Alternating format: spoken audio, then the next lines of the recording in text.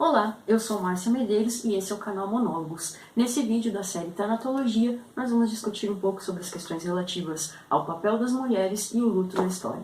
Vem comigo!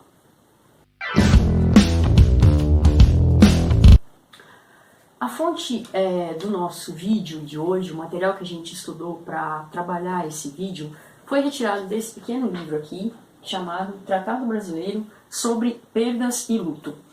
Não estou fazendo propaganda, mas é um texto que vale muito a pena, principalmente para quem gosta das questões relativas à tanatologia e para quem tem interesse em compreender um pouco mais sobre o assunto dentro de uma perspectiva multidisciplinar, interdisciplinar, envolvendo a história, a saúde, as artes, a literatura.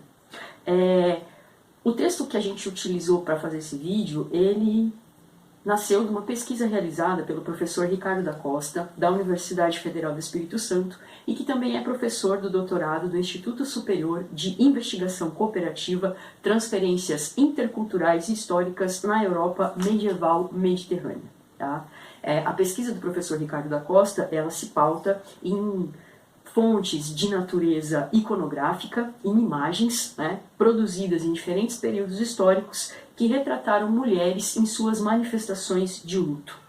A pesquisa também se vale de textos como a Ilíada, de suposta autoria aí, do Homero, e as cartas do filósofo Sêneca ao seu discípulo Lucílio.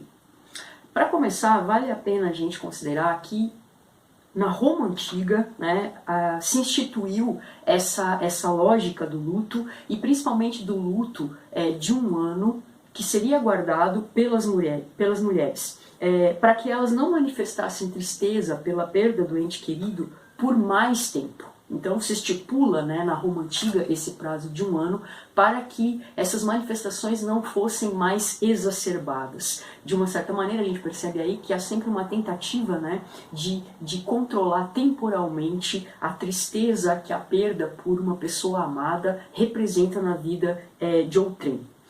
Aparentemente, então, a gente pode dizer que essas manifestações de sentimentos eram expressas com mais veemência na antiguidade. Sentimentos como amor, ódio, tristeza e alegria pareciam estar mais próximos do mundo.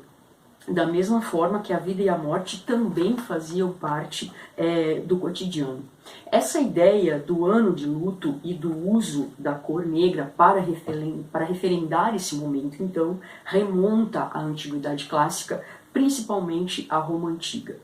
E a gente tem que entender que com o advento do cristianismo, os sentimentos relacionados à sublimação da dor, à compaixão, eles assumiram uma força mais exponencial. A gente pode dizer que houve, a partir do advento do cristianismo, uma valorização das lágrimas e do sofrimento, cujo papel alcança a expressão máxima a partir da própria figura de Jesus Cristo. Afinal de contas, ele se sacrifica em prol de toda a humanidade para eliminar da humanidade a marca do pecado original. Então, na cultura europeia do medievo, principalmente entre os povos bárbaros recém-cristianizados, e entre esses povos aqui eu posso citar ostrogodos, visigodos, vândalos, suevos, lombardos, entre outros povos, o papel de vivenciar o luto e de sofrer a dor da perda coube especificamente às mulheres. Eram elas as responsáveis por preparar o corpo do morto para o enterro, eram elas que intercediam junto a Deus e ao seu Filho por essa alma, rememorando aí as questões relativas à Virgem Maria, que também é uma grande intercessora, ela figura como uma grande intercessora dentro desse universo simbólico, remontando aí ao exemplo das bodas de Caná. Esse papel é importante socialmente, porque as mulheres se tornaram então o elo de ligação entre este mundo, o mundo material, vamos dizer assim, e o mundo da eternidade. E automaticamente o luto passava necessariamente pelas expressões femininas, pelas manifestações de dor que as mulheres anunciavam e organizavam. Então, na sociedade medieval, elas vão ter esse papel primordial. Elas se colocam aí na condição de transmissoras, de mantenedoras das virtudes da linhagem. E a ação feminina no contexto da morte e na expressão do luto tornou os sentimentos em torno do processo de morte e morrer muito mais sublimes, muito mais generosos e muito mais ternos.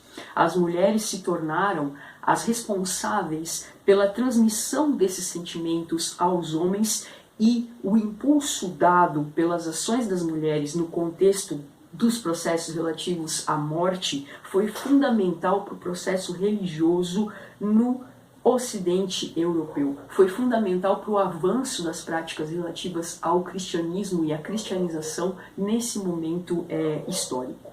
Na opinião do Ricardo da Costa, existe uma estreita relação entre o luto e as mulheres, sendo elas a porta de passagem das emoções mais puras. Esse processo se transforma quando chegamos ao século XX, momento histórico de profundas transformações sociais, culturais e tecnológicas, principalmente por conta de duas grandes revoluções. A gente pode citar aqui, no século XVIII, a Revolução Francesa e a Revolução Industrial. As formas de pensar o mundo e de ser no mundo, originadas a partir desses dois movimentos revolucionários, transformaram a relação que a humanidade ocidental tinha com o processo de morte e morrer e também em relação ao luto. Nesse contexto, a partir do processo instituído no século XVIII por essas duas revoluções, o sentimento social do luto se esvai e continua se esvaindo no caos da modernidade líquida, como enuncia o pensador Zygmunt Bauman. O que não quer dizer que reminiscências do papel exercido pelas mulheres em relação ao processo de luto não tenha chegado até os nossos dias. Um exemplo disso a gente pode citar aqui mesmo no Brasil.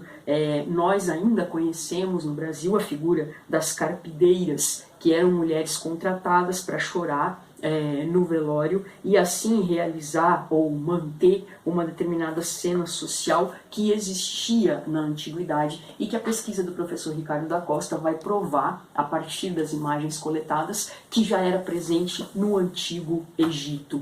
Vale salientar que nas sociedades tradicionais, aqui entendidas como as sociedades pré-revolução industrial e no espaço compreendido pelo Ocidente europeu, os sentimentos relativos ao processo de tristeza, alegria, luto, ódio, amor, enfim, pareciam ser mais sentidos, ou seja, há uma percepção que permite entrever que a relação vida e morte nesse momento histórico era mais intensa. Logo, a dor do luto e as suas expressões também eram mais sentidas e não ficavam ocultas e nem eram silenciadas, sendo que cabia então às mulheres a expressão efetiva desse processo. Eu espero que vocês tenham gostado desse vídeo, que ele tenha trazido boas informações e que vocês estejam gostando dessa série. Aguardem, porque em breve Tanatologia vai trazer mais informações para vocês. Fiquem ligados, toquem o sininho, curtam o canal, compartilhem. Monólogos foi feito para ser apreciado sem moderação.